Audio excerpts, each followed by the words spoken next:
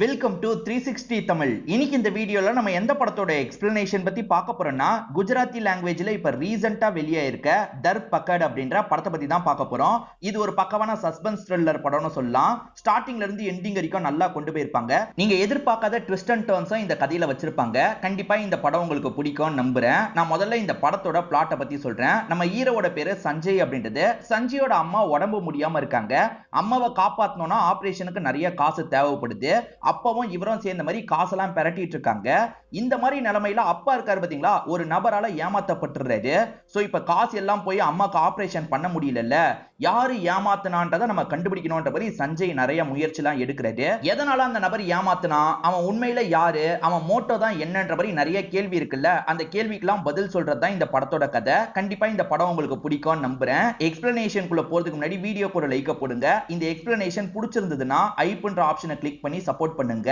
மேற்கொண்டு பேசி time waste பண்ணாம நம்ம நேரடியா எக்ஸ்பிளனேஷனுக்குள்ள போயிடலாம். படத்தோட ஸ்டார்டிங் சீனே ஒரு நபரை காட்டுறாங்க. கிளியரா கூட காட்டல. இவர் என்ன பண்றாருன்னா சூசைட் நோட் மாதிரிலாம் எழுதிட்டு இருக்காரு. இதுக்கப்புறம் இந்த உலகத்துல என்னால இருக்க முடியாதுன்ற மாதிரி எழுதிட்டு இருக்காரு. இப்ப தூக்கு மாட்டி இந்த இடத்துல இறந்து போயிடுறாரு. இவர் யாருன்றத தெளிவா நமக்கு காட்டவே இல்ல.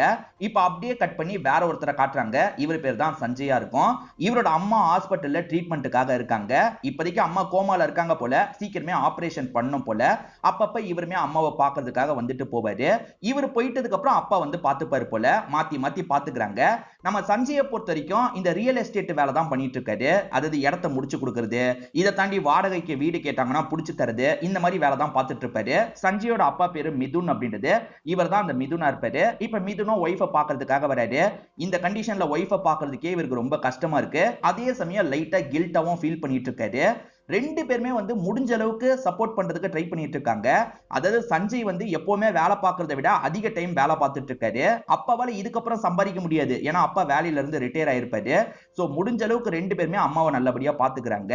சஞ்சயை பொறுத்த வரைக்கும் ஒரு ஃப்ரெண்ட் இருப்பாரு. இவர் தான் அந்த ஃப்ரெண்டு. சோ இந்த ஃப்ரெண்டுமே வந்து கொஞ்சம் பினான்சியலா அப்பப்ப சஞ்சய்க்கு காசெல்லாம் தந்துட்டு இருக்காரு. சஞ்சய்க்கும் அவரோட அப்பாக்கும் ரிலேஷன்ஷிப் ஸ்மூத்தா போல. அதாவது அப்பா கிட்ட பேசவே மாட்டாரு. வீட்டுக்கு வரவரு அடுத்து காசை எப்படி அரேஞ்ச் பண்றது அப்படின்ற மாதிரி தான் போன்ல பேசிட்டு இருக்காரு. அப்பாவை பார்த்து பேசவே மாட்டாரு. ரெண்டு பேருக்குள்ளேயும் ஏதோ பிரச்சனை போயிட்டு இருக்கு போல.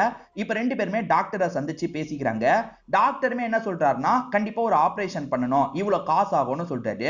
ஏற்கனவே ஒரு ஆபரேஷன் பண்ணியாச்சுல, இப்ப என்ன புதுசா சொல்றீங்கன்ற மாதிரி இவர் கோவப்படுறாரு. சொல்றத புரிஞ்சுக்கோங்க, அந்த ஆபரேஷன் பண்ணாதான் காப்பாற்ற முடியும், எப்படியும் 15 லட்சம் ரூபாய் செலவாகும்ன்ற மாதிரி சொல்றாரு. திரும்பி 15 லட்சம் ரூபாய் பெறட்டணுமான்ற மாதிரி ஹீரோ ஃபீல் பண்ணிட்டு இருக்காரு. இப்படி ஃபீலிங்கா யோசிக்கும் போது பாஸ்ட்ல நடந்த விஷயத்தை காட்டுறாங்க. ஆக்சுவலா ஹீரோக்கு அம்மானா ரொம்ப பிடிக்கும். அம்மா இருக்காங்கல்ல, ரொம்ப சப்போர்ட்டிவா இருப்பாங்க. இவர் வேலையில கொஞ்சம் டென்ஷனா உட்காந்துட்டு இருந்தாருன்னா, அம்மா இருக்காங்கல்ல, தலையில எண்ணெய் தடவுற மாதிரிலாம் இவர்கிட்ட வந்து சிரிக்கிற மாதிரி பேசிட்டு இருக்காங்க. அதாவது இவரை கொஞ்சம் ஜாலி மூடுக்கு மாத்துற மாதிரி பேசிட்டு இருப்பாங்க. அந்த அளவுக்கு அம்மாவை இவருக்கு ரொம்ப பிடிக்கும். அம்மாக்காக நம்ம எப்படியாவது இந்த காசை பெறட்டணும், அம்மாவை காப்பாற்றணும்ன்ற மாதிரி யோசிக்கிறாரு. இப்ப நம்ம மிதுன்மே சில விஷயங்களை யோசிச்சு பாக்குறாரு. இவருக்கு ஒய்ஃப் பையனை ரொம்ப பிடிக்கும். ஒய்ஃப் இப்படி இருக்காளே, பையனுமே இப்படி இருக்கானே அப்படின்ற மாதிரிலாம் ஃபீல் பண்ணிட்டு இருக்காரு. இந்த மிதுனை பொறுத்த வரைக்கும் ப்ரொஃபஸரா வேலை பார்த்திருப்பாரு. இவர் வேலையில இருந்து ரிலீவ் ஆனதுக்கு அப்புறம் இவருக்கு ஒரு 10 லட்சம் ரூபாய் கிடைச்சிருக்கும். அந்த 10 லட்சம் ரூபாயை ஒய்ஃபோட ஆபரேஷனுக்கு யூஸ் பண்ணலாம்ன்ற மாதிரி யோசிக்கிறாரு. பையனுக்கு தந்துட்டு போலாம்னு நினைச்சிருப்பாரு. இப்ப ஆபரேஷனுக்கு யூஸ் பண்ணலாம்ன்ற மாதிரி பையனுக்கு வாய்ஸ் நோட் அனுப்பி வைக்கிறாரு. மீதியை மட்டும் நீ ரெடி பண்ணுன்னு அனுப்பி வைக்கிறாரு. அப்பன்னு பார்த்து ஒரு போலீஸ் கிட்ட இருந்து கால் வருது. உங்க பையனை நாங்க லாக் பண்ணி வச்சிருக்கோம்ன்ற மாதிரி போலீஸ் சொல்றாரு. இது லாக் பண்ணி வச்சிருக்கீங்களா, எதுக்குன்னு கேட்கும் போது, உங்க பையன் ட்ரக் எல்லாம் கடத்தினா, அதனால தான் மாட்டி இருக்கான். என்ன சார் சொல்றீங்க, என்னோட சஞ்சய் அப்படிலாம் பண்ணிருக்க மாட்டான்ற மாதிரி மிதுன் சொல்றாரு. உங்க பையன் தான் பண்ணிருக்கான், ஆதாரப்பூர்வமா எங்க கிட்ட சிக்கி இருக்கான் அப்படின்ற மாதிரி இன்ஸ்பெக்டர் பேசுறாரு. இப்ப நாங்க உங்களை டிஜிட்டல் அரெஸ்ட் பண்றோம், நீங்க எங்கேயும் போக கூடாது, யார்கிட்டயும் பேசக்கூடாதுன்ற மாதிரி இன்ஸ்பெக்டர் சொல்லிட்டு இருக்காரு. ஏன்னா பதட்டத்துல அப்பா தெரிஞ்சவங்களுக்கு கால் பண்ணலான்ற மாதிரி யோசிக்கிறாரு. அப்பெல்லாம் யார்கிட்டயும் இந்த விஷயத்த சொல்லக்கூடாது, எங்க கிட்ட பேசுங்க, நாங்க கேட்கிற கேள்விக்கு பதில் சொல்லுங்க, உங்க பையன் எப்ப போவாரு வருவாரு, அவரோட ஆக்டிவிட்டி எல்லாம் நீங்க கவனிக்கிறீங்களா இல்லையான்ற மாதிரிலாம் இந்த போலீஸ் கேட்கிறாரு. அப்பக்கு ஒண்ணுமே புரிய மாட்டேங்குது. என் பையன் கண்டிப்பா அந்த தப்பெல்லாம் பண்ணிருக்க மாட்டான், அவன் உண்டு அவன் வேலை உண்டுன்னு தான் இருப்பான்ற மாதிரிலாம் சொல்லிட்டு இருக்காரு. இப்ப இன்ஸ்பெக்டர் என்ன சொல்றாருன்னா, உங்க பையன் ரூம் எங்க இருக்கு, அந்த ரூமுக்கு கொண்டு போங்க அப்படின்ற மாதிரி சொல்றாரு. இவருமே கேமராவா அந்த இடத்துக்கு கொண்டு வந்துடுறாரு. கேமராவை நல்லா சுத்தி காட்டுங்கன்ற மாதிரி சொல்லும் போது இவருமே சுத்தி எல்லாம் காமிச்சிட்டு இருக்காரு. தயவு செஞ்சு என் பையனை விட்டுருங்க விட்டுருங்கன்ற மாதிரிலாம் அப்பாவும் கெஞ்ச ஆரம்பிச்சிடுறாரு. இப்படி இவங்க ரெண்டு பேர் பேசிட்டு இருக்கும்போது காலிங் பெல் அடிக்கிற சவுண்ட் கேக்குது. யாரா இருந்தாலும் சரி வாசலோட பேசி அனுப்பிடணும், புரிஞ்சுதா அப்படின்ற மாதிரி இன்ஸ்பெக்டர் கேட்கும் போது அப்பாவும் சரின்ற மாதிரிலாம் ஏத்துக்கிறாரு. இப்ப யாரு என்னன்னு பாக்குறதுக்காக வாசல் கிட்ட போறாரு. ஆக்சுவலா இந்த வீட்டுல ஒருத்தங்க வேலைலாம் பார்ப்பாங்க போல, அவங்க தான் இந்த இடத்துக்கு வந்திருக்காங்க. அவங்களுமே உள்ள நுழைய பாக்குறாங்க. ஆனா இந்த அப்பா இருக்காருல்ல, இல்ல இல்ல இன்னைக்கு வேலை இல்ல, நீ கிளம்பு அப்படின்ற மாதிரி சொல்லிட்டாரு. நேத்து தானே முக்கியமா வேலை பார்க்கறதுக்கு வரணும்னு சொன்னீங்க, இப்ப என்ன போக சொல்றீங்கன்ற மாதிரி அந்த லேடி கிளம்பிடுறாங்க. இவருமே இன்ஸ்பெக்டர் கிட்ட பையனை விட்டுருங்க விட்டுருங்கன்னு கேக்குறாரு. சரி ஓகே, ஒரு 10 லட்சம் ரூபாய் எனக்கு தாங்க, உங்க பையன் மேல கேஸ் எல்லாம் போடாம விட்டுறேன் அப்படின்ற மாதிரி இந்த போலீஸ் பேசுறாரு. இப்ப அப்பா இருக்காருல்ல, என் பையன் கிட்ட நான் பேசணும், என் பையன் கிட்ட பேச வைங்கன்ற மாதிரிலாம் கேட்டுட்டு இருக்காரு. பேசலாம் வைக்க முடியாதுன்னு இன்ஸ்பெக்டர் சொல்லும் போது, இல்ல சார் என் பையன் கிட்ட நான் கண்டிப்பா பேசணும், பேச வைங்க அப்படின்ற மாதிரிலாம் கேட்கும் போது இன்ஸ்பெக்டருமே பேச வைக்கிறேன்ற மாதிரிலாம் ஏத்துக்க ஆரம்பிக்கிறாரு. இப்ப அப்படியே இந்த சீனை கட் பண்ணி வேற ஒரு இடத்த காட்டுறாங்க. அந்த இடத்துல தான் பையன் சஞ்சய் இருக்காரு. சோ சஞ்சய் இங்க தான் இருக்காரு, அந்த போலீஸ் கிட்ட இல்லன்றது நமக்கு தெரிஞ்சிருது. கடைசியா அப்பா ஒரு வாய்ஸ் நோட் அனுப்பி வச்சதை சஞ்சய் இப்பதான் கேக்குறாரு. 5 லட்சம் ரூபாய் மட்டும் நீ பெரட்டு, 10 லட்சம் ரூபாய் நான் தரேன்ற மாதிரி அப்பா சொல்லியிருப்பாரு. இப்ப 5 லட்சம் ரூபாயை இவர் பெரட்டணும்ல, என்ன பண்றது அப்படின்னு ஃப்ரெண்டு கிட்ட பேசிட்டு இருக்காரு. ஃப்ரெண்டுமே முடிஞ்ச அளவுக்கு நானும் சப்போர்ட் பண்றேன்ற மாதிரி சொல்றாரு. இவர் ஃப்ரெண்டு கிட்ட பேசி முடிச்சுட்டு இங்க இருந்து கிளம்ப பாக்குறாரு. அப்பா கிட்ட இது விஷயமா பேசிடலான்னு கால் பண்ணா பிஸி பிஸின்னு வருது. இந்த மனுஷன் யார்கிட்ட பேசிட்டு இருக்காரு அப்படின்ற மாதிரி இவரும் யோசிச்சுக்கிட்டே இங்க இருந்து கிளம்புறாரு. அப்பா அந்த போலீஸ் கிட்ட தான் பேசிட்டு இருக்காரு, அதெல்லாம் இவருக்கு தெரியாதுல்ல. இவருமே இங்க இருந்து கிளம்ப ஆரம்பிக்கிறாரு. அப்பாவை பொறுத்த வரைக்கும் பையனை பார்க்கணும்னு சொன்னாரு பாத்தீங்களா, அவங்களுமே பையனை காட்டுறாங்க. ஆனா ஃபேஸை க்ளோஸ் பண்ணி வச்சிருக்காங்க. ஆனா பையன் வாய்ஸ்ல தான் அந்த நபர் பேசிட்டு இருக்கான். இதனால அப்பாவும் பையன் தான் மாட்டிருக்கான் போலன்னு நினைக்கிறாரு. அப்பா என்ன காப்பாத்துங்கப்பா, அந்த காசை கூட தந்துருங்கப்பா, என்ன காப்பாத்துங்கப்பா அப்படின்ற மாதிரிலாம் பையன் பேசிட்டு இருக்கான். அதாவது பையன் மாதிரி யாரையோ நடிக்க வச்சிருக்காங்க போல. அப்பவுமே பையன் தான் மாட்டிருக்கான், 10 லட்சம் ரூபாய் அனுப்பி விட்டுலாம் அப்படின்ற மாதிரிலாம் யோசிக்க ஆரம்பிக்கிறாரு. இந்த சைடு நம்ம ஹீரோ திரும்ப திரும்ப அப்பாக்கு கால் பண்ணிட்டு இருக்காரு. அப்பா போனையே எடுக்க மாட்டாரு. இவர் வேற எப்ப பாரு போனையே எடுக்க மாட்டாரு அப்படின்ற மாதிரி புலம்பிக்கிட்டே இவருமே வீட்டுக்கிட்ட வந்துட்டு இருக்காரு. அவனுங்க நிறைய விஷயத்த பண்ண வச்சாங்க பாத்தீங்களா, அதுல அப்பா படபடப்பா ஆயிடுறாரு. அப்படி பரபரப்பா ஆனவரு ஒரு ஸ்டேஜ்ல மயக்கம் போட்டு பொத்துன்னு கீழே விழுந்துடுறாரு. சஞ்சய் வரும்போது அப்பா விழுந்து கிடப்பாரு. இப்ப சஞ்சய் ஹாஸ்பிட்டல்ல சேர்த்துறாரு. இப்ப முடிச்ச அப்பா இருக்காருல, சஞ்சய் உனக்கு ஒண்ணும் இல்லல்ல, உன்னை விட்டுட்டாங்கல்ல அப்படின்ற மாதிரி கேக்குறாரு. எது என்ன விட்டுட்டாங்களா, யார் என்ன புடிச்சு வச்சா விடுறதுக்கு அப்படின்ற மாதிரி சஞ்சய் கேட்கும் போது, இது பையனுக்கு எதுவும் ஆவலியான்ற மாதிரி அப்பாக்கு கன்ஃபியூஷனா இருக்கு. இப்ப பில்ல கட்ட சொல்லி சொல்றாங்க. இவருமே பில்ல கட்டிடலாம் அப்படின்ற மாதிரி யோசிக்கிறாரு. 5 லட்சம் ரூபாய் இவர் ரெடி பண்ணியிருக்காரு போல. அப்பா கிட்ட இருந்து 10 லட்சம் ரூபாய் எடுத்துக்கலாம்னு பார்த்தா அப்பா கிட்ட காசு இல்லன்றது தெரிய வருது. எப்படி காசு இல்லாம போகும்ன்ற மாதிரி அப்பா கிட்ட கேக்குறாரு.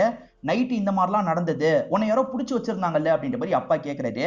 எது என்ன புடிச்சு வச்சிருந்தாங்களா, ஏன்பா யாரு கால் பண்ணி என்ன சொன்னாலும் நம்பிடுவீங்களா அப்படின்ற மாதிரி இவருமே அப்பா கிட்ட கோவப்பட்டு இருக்காரு.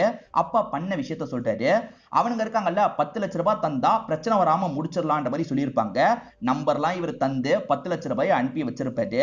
சோ பேசினவன் ஏமாத்திருக்கான் அப்படின்றது இப்பதான் அப்பாக்கு தெரிய வருது.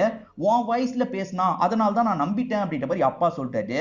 இப்ப காசு போச்சா என்ன பண்றது அப்படின்ற மாதிரி இவருமே அப்பா மேல கோவப்பட்டு இருக்காரு. சரி நம்ம ஸ்டேஷன்ல கம்ப்ளைண்ட் கொடுக்கலாம்ன்ற மாதிரி ஒரு போலீஸை பாக்குறதுக்காக வந்துடுறாங்க. அந்த காசு ரொம்ப முக்கியம் சார், எப்படியாவது நீங்க காசை கண்டுபிடிச்சு தாங்கன்ற மாதிரிலாம் கேட்டுட்டு இருக்காங்க. தினம் தினம் நிறைய பேர் கம்ப்ளைண்ட் கொடுக்கறதுக்கு வராங்க, நாங்க முடிஞ்ச அளவுக்கு முயற்சி பண்றோம்ன்ற மாதிரி போலீஸை அனுப்பி வச்சிடுறாரு. இப்ப பையனுக்கு அப்பா மேல பயங்கர கோபம் இருக்கு. ஏற்கனவே அப்பாக்கும் பையனுக்கும் ஆகாது, ஏதோ ஒரு விஷயத்தினால இவங்களுக்குள்ள சண்டை இருக்கு போல. அம்மா இந்த நிலைமையில இருக்கிறதுக்கு நீங்க தான் காரணம், இப்ப அம்மா சாக போறதா இருந்தா அதுக்கும் நீங்க தான் காரணம்ன்ற மாதிரி அப்பாவை திட்டுறான். இப்ப வீட்டுக்கு வந்த அப்பா இருக்காருல, அங்க உடஞ்சிருக்க கிளாஸை கிளியர் பண்ணலாம்னு நினைக்கிறாரு. இப்ப இது ரொம்ப முக்கியமா, நான் உங்ககிட்ட பேசிட்டு இருக்கேன்ல அப்படின்ற மாதிரி அப்பாவை ரொம்ப அதட்டிட்டு இருக்கான். அதாவது ஏற்கனவே அம்மா இப்படி இருக்கிறதுக்கே அப்பா காரணம்னு பையன் நினைச்சிட்டு இருக்கான். இந்த நிலைமையில இப்ப காசை வேற கோட்டை விட்டுட்டார்ல, அதனால அப்பாவை போட்டு பயங்கரமா திட்டுறான். அம்மாவை இப்ப எப்படி காப்பாத்த போறேனே தெரியல, எல்லாத்துக்கும் காரணம் நீங்க தான்ப்பா அப்படின்ற மாதிரி திட்டிக்கிட்டே இருக்கான். இந்த அப்பாவாலையும் எதுவும் பேச முடியல. இல்லப்பா ஒன்னன்னு நினைச்சுதான் நான் காப்பாத்துறதுக்கு இப்படி பண்ணிட்டேன், என்ன மன்னிச்சிரு அப்படின்ற மாதிரிலாம் கேட்டுட்டு இருக்காரு. இப்ப அப்படியே கட் பண்ணி பாஸ்ட்ல நடந்த விஷயத்த காட்டுறாங்க. அம்மாவை அந்த கண்டிஷன்ல பார்த்தோன்னா பையன் உடஞ்சு போயிருப்பான். அப்பாவை பார்த்து முறைச்சிட்டு இருக்கான். ஆக்சுவலா அப்பா பண்ண விஷயத்தினாலதான் அம்மா இப்படி காயப்பட்டிருக்காங்க போல. எக்ஸாக்டா என்ன நடந்தது அப்படின்றத கிளியரா நமக்கு காட்டல. இதுக்கெல்லாம் காரணம் நீங்க தான் பான்ற மாதிரி முறைச்சு பார்த்திருப்பான். அப்ப இன்னுமே அந்த கில்ட்ல கஷ்டப்படுறாரு அப்படின்றது நமக்கு தெரிய வருது. இப்ப பிரசன்ட்ல இவர் சோகத்துல படுத்துட்டு இருக்கும் போது போலீஸுங்க கிட்ட இருந்து கால் வருது. உடனே பாக்குறதுக்கு வாங்கன்ற மாதிரி கூப்பிடுறாங்க. ஏதோ இன்ஃபர்மேஷன் கிடைச்சிருக்கு போலன்ற மாதிரி இவருமே வேகமா அந்த இடத்துக்கு வந்துடுறாரு. சோ இவங்க கம்ப்ளைண்ட் தந்த மாதிரியே நிறைய பேர் கம்ப்ளைண்ட் தந்திருப்பாங்க. என்ன ஏதுன்னு விசாரிக்கும் போது எங்களுக்கு சில டீடைல்லாம் கிடைச்சது. ஒரு குரூப் சேர்ந்து தான் இந்த விஷயத்தை பண்ணிட்டு இருக்காங்கன்ற மாதிரிலாம் போலீஸ் சொல்லிட்டு இருக்காரு. அந்த குரூப் இருக்காங்கல்ல, ஆளுக்கு ஏத்த மாதிரி ஒவ்வொருத்தர்கிட்டயும் ஒவ்வொரு கெட்டப் போடுவாங்க போல. உதாரணத்துக்கு இந்த அப்பா கிட்ட பேசும்போது போலீஸ் மாதிரி பேசினாங்கல்ல, இன்னும் சிலர் கிட்ட கஸ்டம்ஸ் ஆபீசர் மாதிரி பேசுவாங்க. அதாவது உங்க பையன் இந்த மாதிரி மாட்டிக்கிட்டான், நாங்க புடிச்சு வச்சிருக்கோம்ன்ற மாதிரி பேசுவாங்க. இன்னும் சிலர் கிட்ட கிளப்ல பையன் மாட்டிக்கிட்டான், நீங்க மட்டும் காசு அனுப்பலனா பையன் கதையை முடிச்சிருவோன்ற மாதிரிலாம் பேசுவாங்க. இந்த மாதிரி ஒவ்வொருத்தர்கிட்ட எப்படி பேசணும்ன்றத பிளான் பண்ணி தான் இந்த குரூப் செயல்பட்டு இருக்காங்க. உங்கள மாதிரியே ஒரு 4-5 கம்ப்ளைண்ட் அடுத்தடுத்து வந்திருக்கு. அந்த டீமை பிடிக்கிறதுக்காக நாங்க தேடிட்டு தான் இருக்கோம். சீக்கிரமே அந்த டீமை பிடிச்சிருவோம், கவலைப்படாதீங்க அப்படின்ற மாதிரிலாம் சொல்றாங்க. சார் ஆபரேஷன் பண்ணணும் சார், அதுக்கு அந்த காசு வேணும் சார், சீக்கிரமா கண்டுபிடிங்கன்னும் போது நாங்க பாத்துக்கிறோம்ன்ற மாதிரி இந்த டீமும் சொல்றாங்க. அந்த டீமை சேர்ந்தவங்க அக்கவுண்ட்ல காசை வாங்கினாங்கல்ல, அந்த அக்கவுண்ட்டை நம்ம பிடிக்கலான்ற மாதிரி இவங்களுமே அந்த அக்கவுண்ட் யார் பேர்ல இருக்குன்றத கண்டுபிடிச்சிடுறாங்க. இப்ப அந்த பையனோட வீட்டுக்கு வந்து அந்த பையனை பத்தி விசாரிக்கிறாங்க. அந்த பையன் வந்து வீட்டு பக்கமே பெருசா வரமாட்டான் போல, அவன் பொறுக்கி மாதிரி சுத்திட்டு இருந்தான் சார், அதனால வீட்டை விட்டே துரத்தி விட்டுட்டேன் அப்படின்ற மாதிரி அப்பா சொல்லிட்டு இருக்காரு. எங்க இருக்கான்னு தெரியாதான்னு கேட்கும் போது தெரியாதுன்ற மாதிரிலாம் அப்பா சொல்றாரு. அவனுக்கு ஒரு தங்கச்சி இருக்கா. இந்த போலீஸ் அந்த தங்கச்சியை மிரட்டுறாரு. தங்கச்சிக்கு அண்ணன் எங்க இருக்கான்றது தெரியும் போல சொல்லிடுறா. இப்ப தங்கச்சி சொன்ன இடத்துல செக் பண்ணலான்னு வந்தா அண்ணன் அங்கதான் இருக்கான். இவங்களை பார்த்து தப்பிச்சு ஓட ட்ரை பண்றான். ஆனா இவங்க புடிச்சிடுறாங்க. இவனை போட்டு அடி அடின்னு அடிக்கிறாங்க. நீயும் அந்த டீமை சேர்ந்தவன் தானே, ஒழுங்கா சொல்லுன்ற மாதிரிலாம் கேட்டுட்டு இருக்காங்க. சார் நான் டீமை சேர்ந்தவன்லாம் கிடையாது, நான் சொல்லிடுறேன்ற மாதிரி இவனும் ஒரு விஷயத்த சொல்றான்.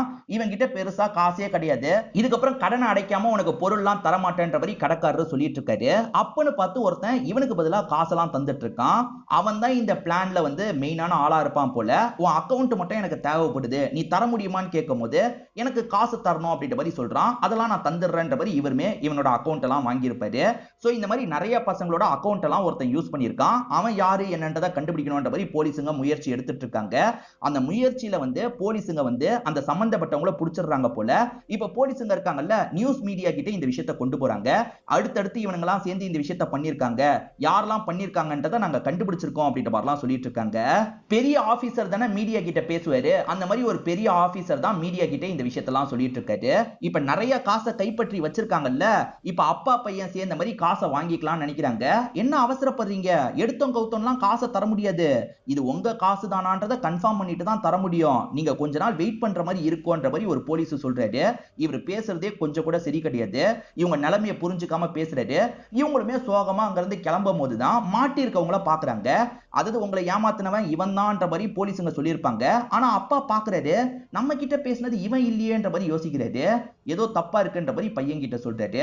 அதாவது என்ன ஏமாத்தினவன் இவன் கிடையாது, எனக்கு கன்ஃபார்மா தெரியும்னு சொல்றாரு. அப்போ உடனே போலீஸ் கிட்ட இந்த விஷயத்த சொல்லணும்ன்ற மாதிரி நம்ம ஹீரோ இருக்காரு பாத்தீங்களா, ஒரு போலீஸ் ஆபீசரை பாக்குறாரு. சரி இந்த கேங் மத்தவங்களை வேணா ஏமாத்தி இருக்கலாம், என்னோட அப்பாவை ஏமாத்தினது இந்த கேங் இல்லன்ற மாதிரிலாம் சொல்றாரு. அவனுமே இந்த கேங்க சேர்ந்தவனா இருப்பான், இன்னும் எங்க கிட்ட மாட்டல போல, நாங்க சீக்கிரமே புடிச்சிருவோன்ற மாதிரி போலீஸுங்க சொல்றாங்க. இல்ல சார் வேற எவனோன்னு நினைக்கிறேன், நீங்க அந்த ஆங்கிள்லயும் விசாரிங்க அப்படின்ற மாதிரி சஞ்சயும் சொல்லிட்டு இங்க இருந்து கிளம்புறாரு. இப்ப காசு போயிருச்சுன்ற மாதிரி ஃப்ரெண்டு கிட்ட புலம்புறாரு. அப்ப ஃப்ரெண்ட் என்ன சொல்றாருன்னா, இந்த மாதிரி ஸ்கேம் பண்றவங்கள நம்ம ஸ்கேம் பண்ணணும், அப்பதான் அவனுங்க எல்லாம் திருந்துவாங்க அப்படின்ற மாதிரி சொல்றாரு. அதாவது திருட்டு வேலை பண்றவங்க கிட்ட இருந்து நம்ம திருடணும்ன்ற மாதிரி ஃப்ரெண்டு சொல்றாரு. இது மூலியமா நம்ம ஹீரோக்கு ஒரு ஐடியா வருது. இப்ப ஹீரோவும் இதுக்கு முன்னாடி வீடு பார்த்து தந்த ஒரு பொண்ணை பாக்குறதுக்காக வராரு. அந்த பொண்ணு ஹேக்கிங் வேலை எல்லாம் பாக்குறவங்களா இருப்பாங்க. அந்த பொண்ணு வாசல்ல இருக்க சிசிடிவி மூலியமாவே பேசுறாங்க, என்ன வேணும்ன்ற மாதிரி கேக்குறாங்க. இந்த மாதிரி எங்க காசை ஒருத்தன் ஏமாத்திட்டான், அவன் யாரு என்னன்னு கண்டுபிடிக்கணும், அவனை ஏமாத்தணும் அப்படின்ற மாதிரி சொல்றாரு. எனக்கு ஏமாத்துறதெல்லாம் வராது, நான்லாம் பண்ண மாட்டேன்னு இந்த பொண்ணு சொல்றாங்க. எங்க நல்ல விஷயத்துக்கு தான் பண்ண போறீங்க, ஹெல்ப் பண்ணுங்க அப்படின்ற மாதிரிலாம் இவர் கேட்டுட்டு இருக்காரு. அப்படி கேட்டுட்டு இருக்கும் போது அந்த பொண்ணு வேற ஒரு பக்கத்துல இருந்து வீட்டுக்குள்ள வராங்க. சோ இவ்வளவு நேரம் வெளியே இருந்து தான் பேசியிருக்காங்க போல, இப்பதான் வீட்டுக்குள்ள கூப்பிட்டு பேச ஆரம்பிக்கிறாங்க. நீங்க சொல்றது சாதாரண விஷயம் கிடையாது, கஷ்டம்ன்ற மாதிரி சொல்றாங்க. கஷ்டம்ன்றது எங்களுக்கு தெரியும் மேடம், போலீஸுங்களை நம்பி பிரயோஜனம் கிடையாது, எப்படியாவது ஏமாத்தினவனா கண்டுபிடிக்கணும், அவங்க கிட்ட இருந்து காசை மிரட்டி புடுங்கணும் இல்ல ஏமாத்தி புடுங்கணும் அப்படின்ற மாதிரிலாம் சொல்றாரு. சரி நான் சப்போர்ட் பண்றேன் அப்படின்ற மாதிரி இந்த பொண்ணுமே இவங்க கிட்ட நிறைய டீட்டெயில்லாம் வாங்குறாங்க. அதாவது அப்பா கிட்ட எப்படி பேசினா, என்ன மாதிரி பேசினா, என்னென்ன டேட்டாவெல்லாம் வாங்கினா அதெல்லாம் தாங்கன்ற மாதிரி கேட்கும்போது இவங்க எல்லா டேட்டாவையும் தந்துடுறாங்க. அது மூலியமா யார் இந்த விஷயத்த பண்ணான்றதை ட்ரேஸ் பண்றதுக்கு இவங்க ட்ரை பண்ணிட்டு இருக்காங்க. போலீஸ் ஒரு குரூப்பை கண்டுபிடிச்சாங்கல்ல, அதுல சம்பந்தப்படாத வேற ஒரு பையனோட அக்கௌண்ட்டுக்கு தான் இந்த காசு போயிருக்கிறது இவங்களுக்கு தெரிய வருது. இவன் வேற ஒருத்தன் போல அப்படின்ற மாதிரி இவன் சம்பந்தப்பட்ட டீட்டெயில்லாம் இந்த லேடி தந்துடுறாங்க. ஹோட்டல்ல அவன் வந்து அசிஸ்டன்ட் மாதிரி வேலை பார்க்கறவன் போல.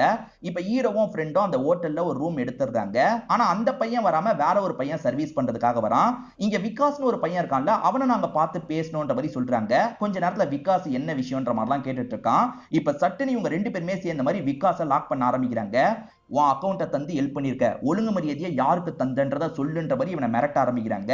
இவனுமே யாருக்கு தந்தான்றத சொல்றான். அப்படி தந்த நபர் தான் வந்து அப்பா கிட்ட பேசினவனா இருப்பான். அவனோட பேர் அருண் அப்படின்றது. எனக்கு தெரிஞ்ச வரைக்கும் அவன் ஒரு ஆக்டர் அப்படின்ற மாதிரி இந்த விகாஸ்ன்ற பையன் சொல்றான். என்ன சொல்ற அப்படின்ற மாதிரி இவங்க ஆச்சரியமா கேக்குறாங்க. ஆமா, அவன் ஆக்டிங்காக ட்ரை பண்ணிட்டு இருக்கான், என்கிட்ட அப்படிதான் அவன் சொன்னான். அவனை பொறுத்த வரைக்கும் எப்ப பாரு ஒரு பார்ல இருப்பான். இந்த விஷயத்த பண்ணதுக்கு எனக்கு கம்மி காசு தான் தந்தான்ற மாதிரிலாம் இந்த பையன் சொல்றான். அதுதான் அக்கௌண்ட்டை மட்டும் தந்து ஹெல்ப் பண்ணிருக்கான் போல. சோ இவங்களுக்கு அருண் ஒரு நபரை பத்தி தெரிஞ்சிருச்சுல, அந்த அருணை பார்த்து பேசணும்ன்ற மாதிரி கிளம்பி போயிட்டு இருக்காங்க. அதாவது பார்த்து பேசுறதுக்கு இல்ல, அவனை பிடிக்கிறதுக்காக போயிட்டு இருக்காங்க. நடுவுல அம்மாவோட கண்டிஷன் எப்படி இருக்குன்ற மாதிரி இவர் அப்பா கிட்ட பேசி தெரிஞ்சுக்கிறாரு. அவன் எப்பவுமே ஒரு பார்ல இருப்பான்ற மாதிரி சொன்னாங்கல்ல, அந்த பார்ல செக் பண்றதுக்காக வரும்போது அங்கதான் அந்த அருண் இருக்கான். இவங்க வந்திருக்காங்கன்னு தெரிஞ்சோன்னா அருண் இருக்கான் பாத்தீங்களா, சதறி ஓட ஆரம்பிக்கிறான். இவனை எப்படியாவது பிடிக்கணும்ன்ற மாதிரி இவங்களுமே துரத்திட்டு ஓடிட்டு இருக்காங்க. இங்கே ஒரு ஆக்டிங் கிளாஸ் தான் நடந்துட்டு இருக்கு. இவன் தப்பிக்கிறதுக்கு ட்ரை பண்ணும் போது மேல இருந்து கீழே விழுந்துடுறான். சோ அந்த அருண் இருக்கான்ல, இவங்க 2 பேர்கிட்ட மாட்டிக்கிறான். இவங்க துரத்த ஆரம்பிக்கும் போதே போலீஸ்க்கு தகவலை கொடுத்திருப்பாங்க. இப்ப போலீஸுங்க இந்த இடத்துக்கு வந்துடுறாங்க. அருணை லாக் பண்ணிடுறாங்க. இந்த வேலையெல்லாம் நீங்க எதுக்காக பண்றீங்கன்ற மாதிரி இவங்க 2 பேரை பார்த்து சத்தம் போடுறாங்க. இப்ப இன்னொருத்தன் மாட்டிருக்கான். அதாவது அப்பா பையனை வேற யாரோ ஏமாத்திருக்காங்க போல, அவன் மாட்டிருக்கான்ற மாதிரி நியூஸ்ல எல்லாம் வந்துட்டு இருக்கு. இப்ப அருணை கஸ்டடியில எடுத்துடுறாங்க. ஏற்கனவே அப்பா பையன் கிட்ட அலட்சியமா ஒரு போலீஸ் பேசினார்ல, அவர் பேரை நம்ம குருன்னு வச்சுக்கலாம். அந்த குருவை பொறுத்த வரைக்கும் அருண் கிட்ட விசாரிக்கவே மாட்டாரு. அவனை உட்கார வச்சு நல்லா கவனிச்சிட்டு இருக்காரு. எதுக்காக இவர் இப்படி பண்றாரு அப்படின்றது கிளியரா நமக்கு தெரிய மாட்டேங்குது. சம்பந்தப்பட்டவனை புடிச்சிட்டோம், எப்படியும் அம்மாவோட ஆபரேஷனா பண்ணிரலாம்ன்ற மாதிரி பையனுக்கு ஒரு நம்பிக்கை வருது. கூடிய சீக்கிரத்துல ஆபரேஷன் பண்ணோம், இல்லனா பெரிய பிரச்சனைன்ற மாதிரி டாக்டர் சொல்லியிருப்பாரு. இப்ப ஆபரேஷனுக்கான காஸ்ட் ரெடி பண்ணிட்டா பரவாயில்ல, அப்படி இல்லனா மாற்று வழியை நம்ம யோசிக்கணும்ன்ற மாதிரி அப்பா பையன் பேசிக்கிறாங்க. இப்ப அப்பா கிட்ட அடையாளம் காட்டுறதுக்காக கூட்டு வந்திருக்காங்க. அப்பாக்கு அவன் வந்து போலீஸ் ட்ரெஸ்ல இருக்கிற மாதிரி தெரியுது. ஆமா ஆமா, இவன் தான் என்கிட்ட பேசினான்ற மாதிரி அப்பா சொல்றாரு. அவன் பயங்கரமா நக்கல் பண்ற மாதிரிலாம் அப்பாக்கு தோணுது. அவன் நார்மலா தான் உட்கார்ந்துட்டு இருக்கான், அப்பாக்கு மட்டும் நக்கல் பண்ற மாதிரி தோணுது. சோ ஒரு சீனியர் போலீஸ் இருக்கார்ல, ஹீரோ கிட்ட நீங்க எதுக்காக இந்த விஷயத்தெல்லாம் பண்றீங்க, நீங்களாம் இந்த விஷயத்த பண்ணக்கூடாதுன்ற மாதிரி வார்னிங் கொடுத்துட்டு இருக்காரு. இவர் குருக்கு சீனியர் போல, அதுதான் அலட்சியமா இருந்த ஒரு போலீஸ்க்கு இவர் தான் சீனியர் போல. ஆக்சுவலா குருன்ற போலீஸ் அலட்சியமா இருந்திருப்பாரு. ஆனா இந்த போலீஸ் நேர்மையானவரா என்னன்னு தெரியல. இந்த அருணை போட்டு அடின்னு அடிக்கிறாரு. யார் சொல்லிடா இந்த விஷயத்த பண்ண, நீ தான் எட்டா இல்ல உனக்கு மேல யாராவது இருக்காங்களா அப்படின்ற மாதிரி போட்டு பயங்கரமா அடிக்கிறாரு. அடி வாங்கினாலும் சரி, அவன் பயங்கரமா நக்கல் பண்ணிட்டு இருக்கான். இதனால இன்னும் 4 அடி அடிக்கிறாங்க. அவன் மயங்கி விழுந்துடுறான். இப்ப மயங்கி விழுந்ததுனால இவங்க கொண்டு போய் ஹாஸ்பிட்டல்ல சேர்க்கறாங்க. இப்ப வலி தெரியாம இருக்கிறதுக்காக அவனுக்கு ஊசி எல்லாம் போட்டுட்டு இருக்காங்க. இத பத்தி நியூஸ்ல எல்லாம் வந்துட்டு இருக்குல்ல, சஞ்சயும் இந்த விஷயத்தை கவனிக்கிறாரு. அவன் கிட்ட நம்ம பேசுறதுக்கு ட்ரை பண்ணா என்னன்ற மாதிரி யோசிக்கிறாரு. அந்த சீனியர் போலீஸ் இந்த பக்கம் நீ வரக்கூடாதுன்னு சொல்லியிருப்பாரு, அது மீறியும் எப்படியாவது நம்ம போய் பேசணும்னு நினைக்கிறாரு. இதனால ஃப்ரெண்டு மூலியமா காவலுக்கு இருந்த போலீஸை டைவர்ட் பண்ணிடுறாரு. அது மூலியமா இவருமே அவனை பார்க்கிறதுக்கு ரூம்குள்ள வந்துடுறாரு. அவனை பொறுத்த வரைக்கும் அறபோதையில இருக்கான். அவனை எழுப்புறதுக்கு ட்ரை பண்றாரு, ஆனா அவன் அறபோதையில தான் இருக்கான். இந்த ஸ்டேஜ்லயே நம்ம உண்மையை வாங்கலாம்ன்ற மாதிரி சஞ்சய் ட்ரை பண்றாரு. யார் சொல்லிடா இந்த விஷயத்த பண்ண, ஒழுங்கா சொல்லுன்ற மாதிரி கேக்குறாரு.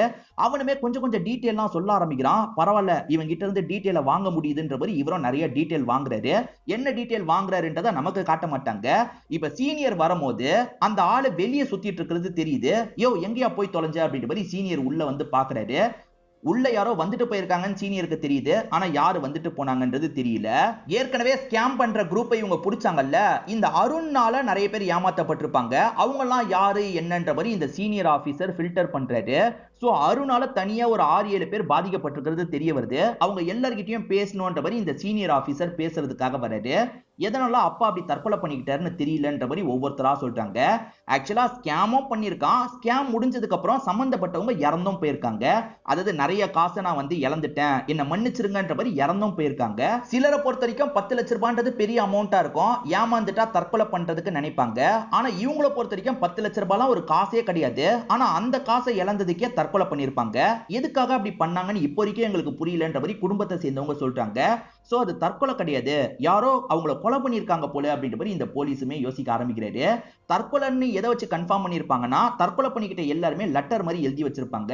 அந்த லெட்டரை பார்க்க முடியுமான்ற மாதிரி கேட்கிறாரு. சிலர்லாம் லெட்டர்லாம் காமிச்சிட்டு இருக்காங்க. அந்த லெட்டர்ல என்ன எழுதி இருக்குன்றதெல்லாம் இவர் படிச்சிட்டு இருக்காரு.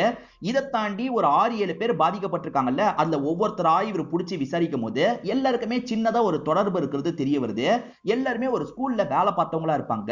அந்த ஸ்கூல்ல போய் விசாரிச்சா ஏதாவது கிடைக்கும்ன்ற மாதிரி இந்த சீனியர் போலீஸ் யோசிக்கிறாரு. இப்ப வீட்ல இருக்க அப்பாவான மிதுனை நமக்கு காட்டுறாங்க. இப்ப மிதுன் வீட்ல இருக்கும்போது பையன் கிட்ட இருந்து வீடியோ கால் வருது. பையன் திட்டுற மாதிரி பேசிட்டு இருக்கான்.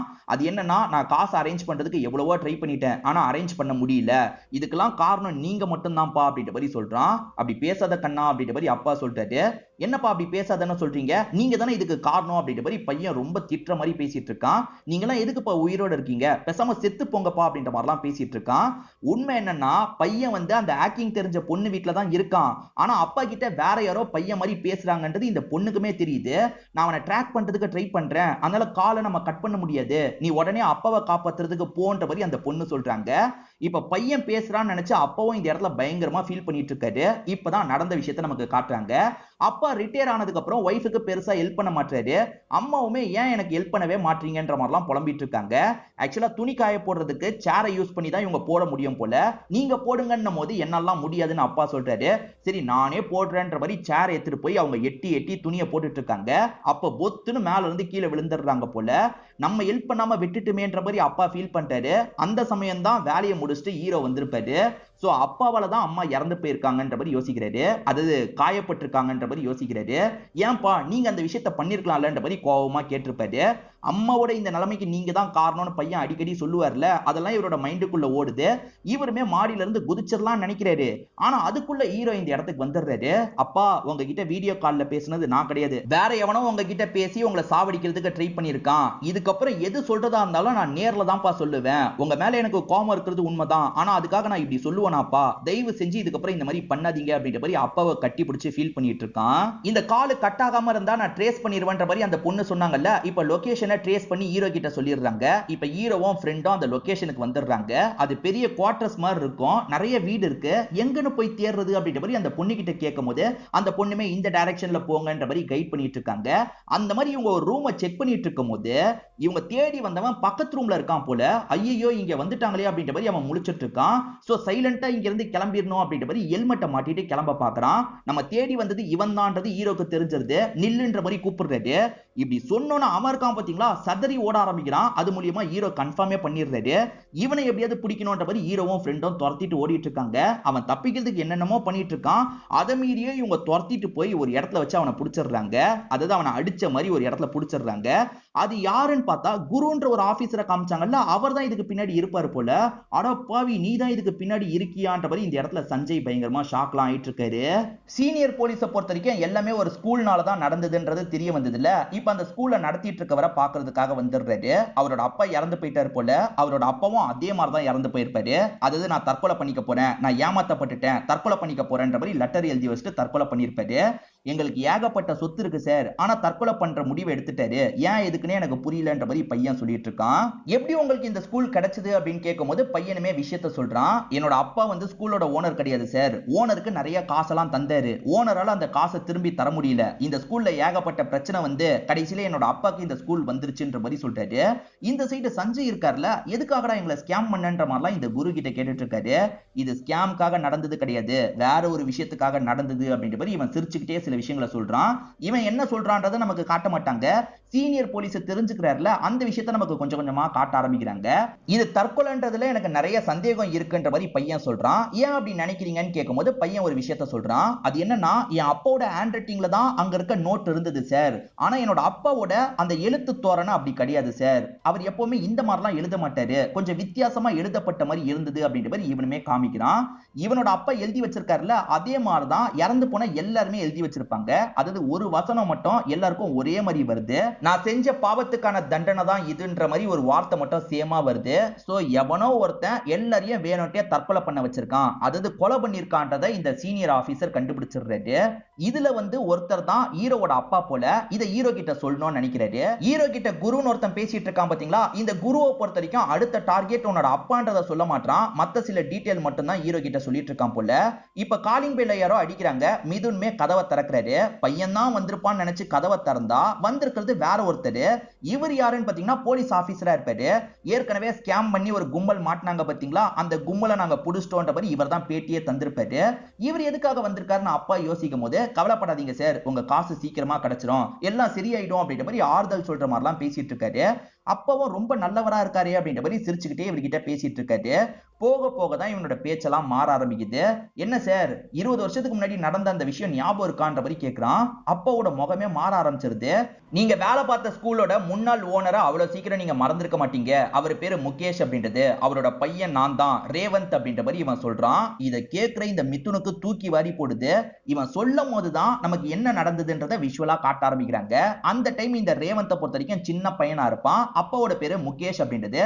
அப்பாவை பொறுத்த வரைக்கும் நல்ல நோக்கத்தோட ஒரு ஸ்கூலை ரன் பண்ணிட்டு இருப்பாரு. அதுக்காக ஒருத்தங்க கிட்ட கடன் எல்லாம் வாங்கி இருப்பாரு. காசு தர நபர் இருக்காருல, அந்த ஸ்கூலையே ஆட்டிய பொண்ணும் அப்படின்ற மாதிரிலாம் யோசிச்சுட்டு இருக்காரு. அதனால முகேஷ்க்கு கெட்ட பேர் ஏற்படுத்துற மாதிரி நிறைய விஷயங்கள் பண்றாரு. அந்த ஸ்கூல்ல இருக்க நிறைய பேரை கரெக்ட் பண்ணி வச்சுதான் இந்த விஷயத்த பண்ணிட்டு இருக்காரு. அது என்னன்னா, இந்த ஸ்கூல்ல வந்து நல்ல மார்க் எடுத்தவங்களுக்கு இவங்க சலுகையை தர மாட்டாங்க, சலுகை தரதா பொய் சொல்றாங்க, ஆனா உண்மையில எந்த ஒரு சலுகையும் தராம ஏமாத்திட்டு இருக்காங்கன்ற மாதிரி பொதுமக்கள் எல்லாம் தூண்டி விடுறாரு. உள்ள இருக்க சாரங்களை வச்சு தூண்டி விடுறாரு. அதனால எல்லாருமே முகேஷ் கெட்டவரு, முகேஷ் பொறுத்த வரைக்கும் ரொம்ப லாபத்துக்காக இந்த ஸ்கூலை ரன் பண்றதா நம்ப வைக்கிறாங்க. ஆனா உண்மையில முகேஷ் எல்லாருக்குமே நல்லது பண்ணணும் தான் நினைப்பாரு. ஆனா இவங்க எல்லாருமே சேர்ந்து மேனிபுலேட் பண்ணி முகேஷ் தப்பானவர் அப்படின்ற மாதிரி நம்ப வச்சிடுறாங்க. மக்கள் இவர் மூஞ்சில கரியெல்லாம் பூசிட்டு இருக்காங்க. அப்பயுமே ஃபைட் பண்ணி நம்ம வந்துடணும், இந்த ஸ்கூலை பழையபடி நடத்தணும்னு நினைக்கிறாரு. ஆனா இவனுங்க என்ன பண்றாங்கன்னா, உன் கடன்லாம் ரொம்ப அதிகமாயிருச்சு, இதுக்கப்புறம் ஸ்கூல் எங்களுக்கு தான் வேணும், ஒழுங்கு மரியாதையா சைனை போடுன்ற மாதிரி மிரட்டி சைன் எல்லாம் வாங்கியிருப்பாங்க. அப்பாவை டார்ச்சர் பண்ற எல்லாத்தையுமே இந்த ரேவந்த் சின்ன பையனா கவனிச்சிருப்பான். அப்பா கிட்ட இருந்து சொத்தை புடுங்கிறதுக்காக இப்படி ஏமாத்திட்டு இருக்காங்கன்றது சின்ன பையனா இருக்கும் போதே இவனுக்கு தெளிவா தெரியுது. ஆனா இவனால எதுவுமே பண்ண முடியல. ஒரு ஸ்டேஜ்ல மனசுடைஞ்ச அப்பா இருக்காரு பாத்தீங்களா, தற்கொலை பண்ணி இறந்து போயிருப்பாரு. ஆக்சுவலா உன் அப்பாவும் நிறைய தப்பு பண்ணிருக்காருன்ற மாதிரி தான் அந்த குரு சொல்லியிருப்பான். அந்த முகேஷ் இறந்து போனதுல ஒரு 7-8 பேர் சம்பந்தப்பட்டிருப்பாங்க. அவங்க யாரையும் அவன் விட மாட்டான்ற மாதிரிலாம் இந்த குரு சிரிச்சுக்கிட்டே சொல்லியிருப்பாரு. குருவும் போலீஸ், அதே மாதிரி இந்த விஷயத்த பண்ணிட்டு இருக்க ரேவந்தும் போலீஸ் தான். சோ இவங்க 2 பேர் சேர்ந்து தான் இந்த விஷயத்த பண்ணுவாங்க. மத்தவங்க ஸ்கேம் தான் பண்ணுவாங்க. ஆனா இவங்க ஸ்கேம் நடந்ததுனால அவங்க தற்கொலை பண்ணி இறந்து போயிட்டாங்கன்னு எல்லாரையும் நம்ப வைப்பாங்க. மத்தபடி சம்பந்தப்பட்டவங்கள கொலை பண்றது தான் இந்த ரேவந்தோட பிளானா இருக்கும். அதுக்கு தான் குருவை யூஸ் பண்ணிருப்பான். இப்ப ரேவந்த் நேரடியா எதுக்காக வந்திருக்கானா, இந்த அப்பாவோட கதையை முடிச்சு விடுறதுக்காக தான் வந்திருக்கான். என்ன சொல்றான்னா, உங்க ஒய்ஃப் பழைக்கணும்னு நினைக்கிறீங்கல்ல, அதுக்கு நான் அந்த காசை திரும்பி உங்ககிட்ட ஒப்படைக்கணும், நான் காசை கைப்பற்றி உங்ககிட்ட ஒப்படைக்கிற மாதிரி ஒப்படைச்சிடுறேன். உங்க ஒய்ஃப் தப்பிக்கணும்னா நீங்க கண்டிப்பா சாவணும், நீங்க தற்கொலை லெட்டர் மாதிரி எழுதுங்கன்ற மாதிரி அப்பா கையாலேயே எழுத வச்சிடறான். இப்ப நீங்க தற்கொலை பண்ணிக்கோங்க, அப்பதான் உங்க ஒய்ஃப் பொழைப்பாங்கன்ற மாதிரிலாம் அப்பா கிட்ட சொல்லிட்டு இருக்கான். அப்பவுமே ஒய்ஃபை காப்பாத்தணும்னா இந்த விஷயத்த பண்ணணும் அப்படின்ற மாதிரிலாம் யோசிக்க ஆரம்பிக்கிறது. இதுக்கு முன்னாடி ஒரு 7 பேரை தற்கொலை பண்ண வச்சிருக்கான்ல, எல்லார்கிட்டயும் இந்த மாதிரி தான் பேசியிருப்பான். அதாவது உங்க பேரனுக்கு பிரச்சனை வரக்கூடாதுன்னா, உங்க பையனுக்கு பிரச்சனை வரக்கூடாதுன்னா நீங்க சாவுங்கன்ற மாதிரி ஒவ்வொருத்தர்கிட்டயும் சொல்லியிருப்பான் போல. அதனால தான் ஒவ்வொருத்தரும் தற்கொலை பண்ற மாதிரிலாம் பண்ணியிருப்பாங்க. இப்ப அப்பாவுமே தற்கொலை பண்ற மாதிரி போயிட்டு இருக்காரு. இவரு கதையை முடிச்சிட்டோம்னா நிம்மதியா இருக்கலாம்ன்ற மாதிரிலாம் யோசிக்கிறான். ஆனா அதுக்குள்ள ஹீரோவும் ஃப்ரெண்டும் இந்த இடத்துக்கு வந்துடுறாங்க. தொங்கிட்டு இருக்க அப்பாவை காப்பாத்துறதுக்கு ட்ரை பண்றாங்க. ஒழுங்கா விடு விடுன்ற மாதிரி அவன் சொல்றான். கன்னை காமிச்சு மிரட்டிட்டு இருக்கான். ஒரு ஸ்டேஜ்ல கன் ஷாட் சவுண்ட் கேக்குது. அப்படியே கட் பண்ணி சீனியர் போலீஸை நமக்கு காட்டுறாங்க. இந்த போலீஸ் தான் இதுல இருக்க மர்மத்தெல்லாம் கண்டுபிடிச்சிருப்பாரு. அந்த ரேவந்த் இருக்கான்ல, இவரை விட பெரிய ஆபீசர் தான். ஆனா இவர் விசாரிச்சு கண்டுபிடிச்சிருப்பாரு. ரேவந்த் தான் இதுக்கு பின்னாடி இருக்காருன்னு தெரிஞ்சோனே என்ன பண்ணிருப்பாருன்னா, இந்த பையனுக்கு கால் பண்ணிருப்பாரு. உன் அப்பாக்கு ரேவந்தால ப்ராப்ளம் வர வாய்ப்பு இருக்கு, உடனே வீட்டுக்கு போன்னு சொல்லியிருப்பாரு. டீமும் இவர் கூட சேர்ந்த மாதிரி வீட்டுக்கு வந்திருப்பாங்க. ஆக்சுவலா கன் ஷாட் சவுண்ட் கேட்டது பாத்தீங்களா, ரேவந்த் கைய வந்த போலீஸுங்க தான் ஷூட் பண்ணிருப்பாங்க.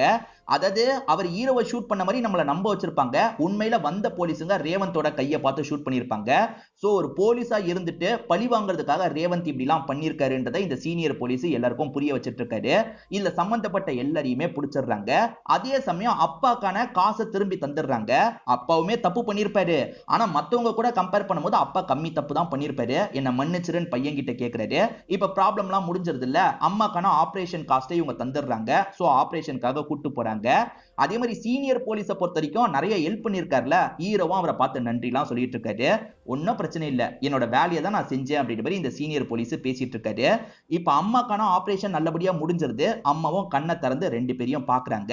இவ்வளவு கஷ்டத்தை தாண்டி அம்மாவை எப்படியோ காப்பாத்திட்டோன்ற மாதிரி 2 பேருக்குமே நிம்மதியா இருக்கு. இப்ப அம்மா கிட்ட சிரிச்சு பேச ஆரம்பிக்கிறாங்க. இதோடயே இந்த படத்தோட கதையை முடிக்கிறாங்க. கண்டிப்பா இந்த படத்துல வந்த ட்விஸ்ட் அண்ட் டர்ன்ஸ்லாம் உங்களுக்கு பிடிச்சிருக்கும்னு நம்புறேன். இந்த வீடியோ உங்களுக்கு பிடிச்சிருந்ததுன்னா லைக் பண்ணுங்க, பண்ணுங்க, கமெண்ட் பண்ணுங்க, மறக்காம 360 தமிழ் சேனலை சப்ஸ்கிரைப் பண்ணுங்க. தொடர்ச்சியா இந்த மாதிரி வீடியோக்கள் வந்துகிட்டே தான் இருக்கும்.